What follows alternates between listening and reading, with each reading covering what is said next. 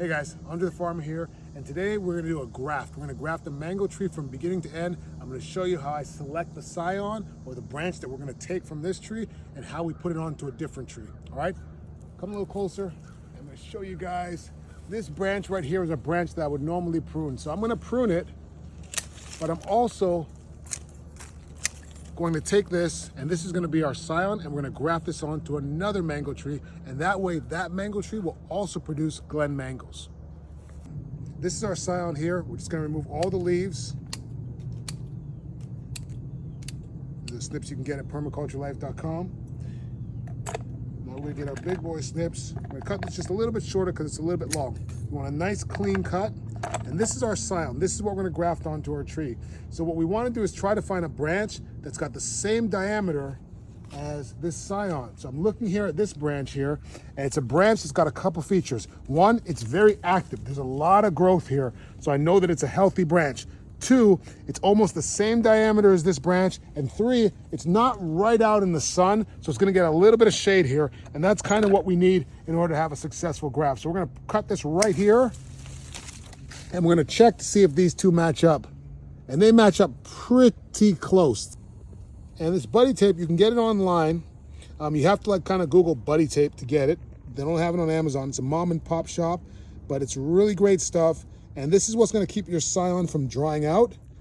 And it is also going to allow the new growth to grow directly right through it here. So we're going to cut a wedge, and you want to cut this with as few strokes as possible. I'm kind of liking that right there already. That looks real good right there. And you want to imagine that you've gotten that tip to be the thickness of one cell, which is impossible to do, but you kind of want to imagine that you did. So we're going to go over to our branch here, and we're going to cut a slit in the middle, roughly in the middle. It does not have to be directly in the middle, but you want to be pretty close to the middle, and you're going to go right down, probably about an inch or two, maybe inch and a half, and then we're going to fit our scion directly in there.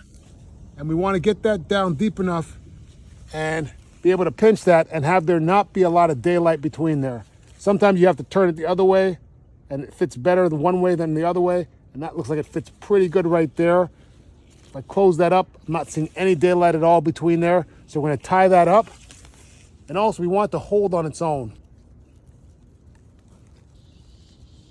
And the main thing that we want to have is our cambiums line up. Our cambiums are the areas directly underneath the bark, and that's the area that has to touch between our scion and our recipient branch.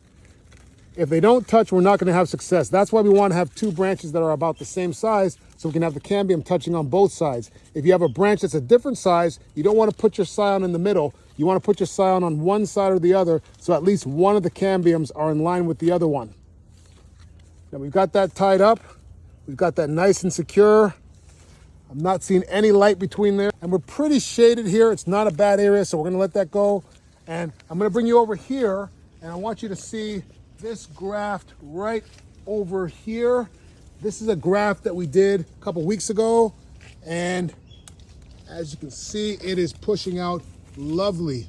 So that's the graft point right there. This was the scion, and this is the new growth that is pushing out here. This is a sugarloaf mango that we grafted onto this this Malacca mango tree. All right.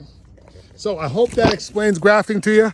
If you have any questions, leave them in the comments. Okay, guys. See ya. Bye.